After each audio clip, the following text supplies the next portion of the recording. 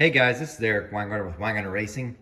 Today's video, Saturday, it's an update of what's going on in the shop about future videos that are coming up. These videos last between 3 and 5 minutes long and never longer than 10. So I'll get started. What you have here is a bunch of stuff I need to get done. These heads are actually finished porting, this set is. These are if you watched my previous videos, these are their Brodix 3 Extra 363s. Well, I finished porting them. I just have to, the valves finally came in, their intake valves anyway. I have to reface those and flow those, so those are going to be done. That'll be a cool video. However, the one that's coming up on Sunday is this one. This one is my most exciting thing, and it's an LS head, obviously. This is an LS3. This is actually my favorite LS3 head, and that video will be tomorrow, so I can't wait to talk about this one. It is truly my favorite, but it's got one major issue right now, but you have to wait for tomorrow for that video. That's a good one, so I'll compare it to a stock LS3, give you flow numbers and all that stuff. That's going to be, if I can get everything else done today, I'm going to do the video on this one because I still have to flow these heads, a set of AFR 195 heads, and a few other things before I can even get to this. So yeah, this one's going to be cool. So watch tomorrow. That's a good one. I also had this stop in the shop. I got to clean this head up so I can flow it as well. If you're looking at this head and you're like, yeah, it's a cool big block Chevy head. This is a small block Chevy head. Those that are more familiar with it, this is they call it the Little Chief. If you had a big block Chevy head, they have a spread port head and it looks almost like this, just bigger. This is actually meant to fit a small block Chevy. They use these in this design in the pro stock truck era in the early 90s. They're a bad, this head is probably will not flow big numbers because obviously there's some things, I don't know that they did their best job on this. Like this engine that was on made over 1,000. So NA, by the way. And I'm not for sure on the cubic inch size on it. I think they were 358s whenever they ran a pro stock truck. I'm not sure what size this engine was on, but it needs freshen up, so I got to do that. I'm gonna flow it. It's probably not gonna flow with some of the modern stuff only because it's got a really small valve, but these make huge power, and yes, they can flow big numbers. That's gonna be a cool video as well. For those that are wondering what's going on with the truck, ta-da! I actually finished it. I fired it up yesterday, and I'll go ahead and give you a little rundown. Basically, all I did is redo the fuel system.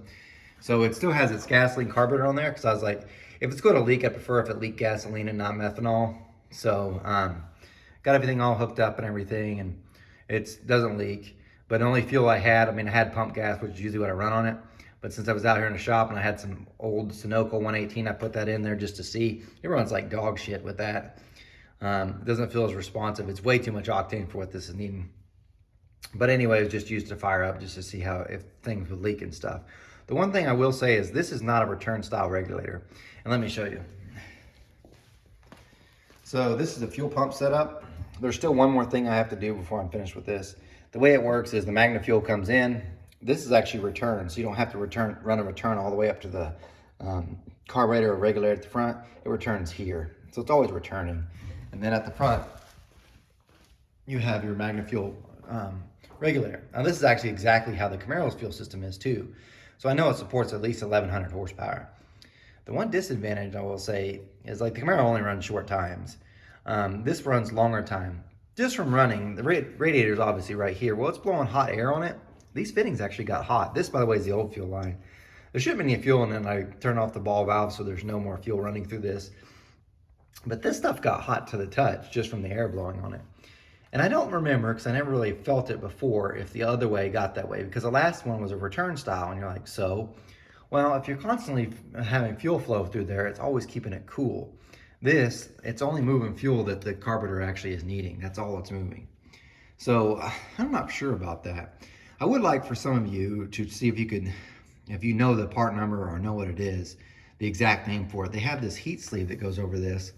And I tried looking on Summit, but sometimes their search engine sucks. And same with Jegs. Jegs is actually a little bit worse.